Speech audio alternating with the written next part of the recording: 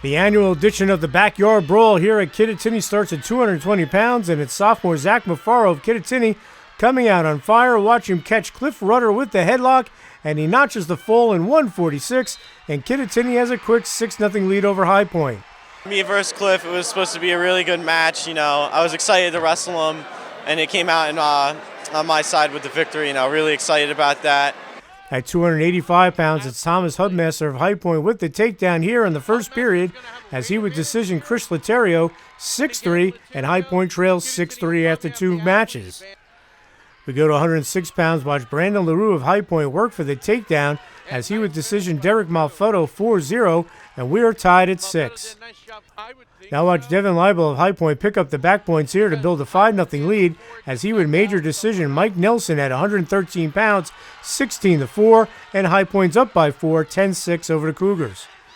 The Wildcats get a quick 6 at 120 pounds. Watch Devin Flannery stick Niall Matar in 137, and High Point increases its lead to 10, 16-6 through 5 bouts. Kittatinny responds with a fall of its own here at 126 pounds. Watch Mark DiGeronimo build a 5-0 lead before he pins Maverick Liebel in 244, and Kittatinny's down by 4, 16-12. In one of the biggest wins of the night at 132 pounds, it's Perry Mayo of Kittatinny with the third period takedown on the edge of the mat for the stunning 3-0 win over Billy Tamage, and Kittatinny gets a huge 3 points and is now only down by 1, 16-15 midway through the match. We knew we needed one of the toss-ups once they weighed in. We knew they were bumping that lineup, and we knew we needed one of the wins, 132, 145, or 160. And once I got the win, we knew we had a good shot from there.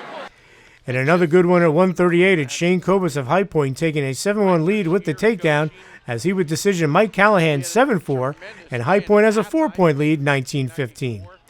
At 145 pounds, it's Cal Brook of Kittatinny with the reversal, as he takes a 2-1 lead, but we had the Southern victory, not at a 2, here against Trey Osborne. And in Southern victory, it's Trey Osborne of High Point with the takedown right before the buzzer, as he posts the 4-2 decision, and it's 22-15 High Point with 5 matches to go. We move to 152 pounds, and in the third period, it's Casey Holtz of Kittatinny picking up the back points and route to a 9-3 decision over Travis Kocher, and Kittatinny trails by 4, 22-18. Shane Smith of Kittatinny continues his fine season as the HWS champ pins Sawyer Fenlon in 355 at 160 pounds, and Kittatinny takes the lead 24-22 with 3 matches to go. What a match. I'm pumped. I was going out there looking at the score. I knew I had to win, keep the momentum going for us, but I got him on his back, and I knew I couldn't let him off, and ended up pinning him. All right, at 170 pounds, High Point needs a win, and Eric Wingle delivers a 3-2 decision. As he gets the escape here, he would pick up a stalling point to post a 3-2 decision over Josh Heiler, and it's 25-24 High Point. Big match at 182 pounds, and it's freshman Jake Mafaro of Kittatinny taking care of business with the fall in 142 over Matt McDonald to make it 30-25 Kittatinny, as the Wildcats would forfeit at 195, as Kittatinny posts the 36-25 victory to post its second straight win over the Wildcats here at Kittatinny High School. It's huge. This is the match we wait for all year. Full crowd, bleachers packed. It's a match we've been waiting for all year. It's our biggest rivalry. It's just pretty cool, especially to win at home. And staying on top 2 years in a row, that's one of the biggest things, probably the biggest goals to high school. Hopefully win it again next year. It's great, High Point's a good rival, It's a lot of, fun to come out and wrestle them. Big crowd, and it's always good to beat them twice. You got to beat the rivals. It's a date on the calendar that so many people circle, and they can't wait to come to. There's people here that aren't from Kittatinny or from High Point. They come to see this kind of match. So I guess we lived up to expectations. Talk about the season you've had, Shane. Your first time in the lineup as a regular this year.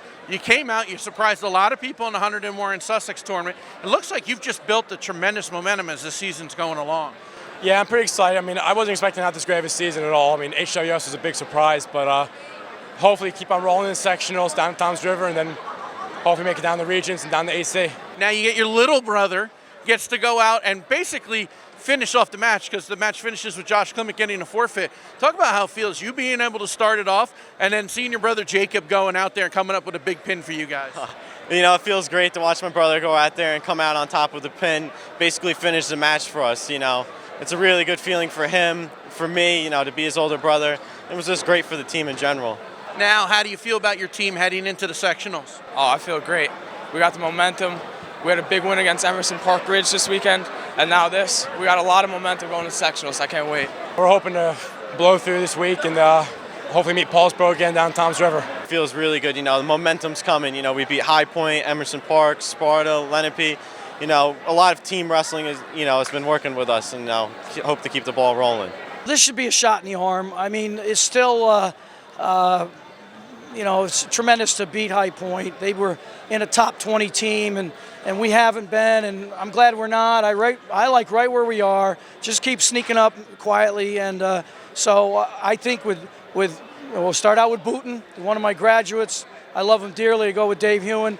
It looks on paper like New Milford is number 4 and Butler's number 2. We had Butler last year in the semifinals, so we're going to do our best to be ready, and they kind of like that week. And we want to our goal is to get to Toms River, so we'll start out with Monday.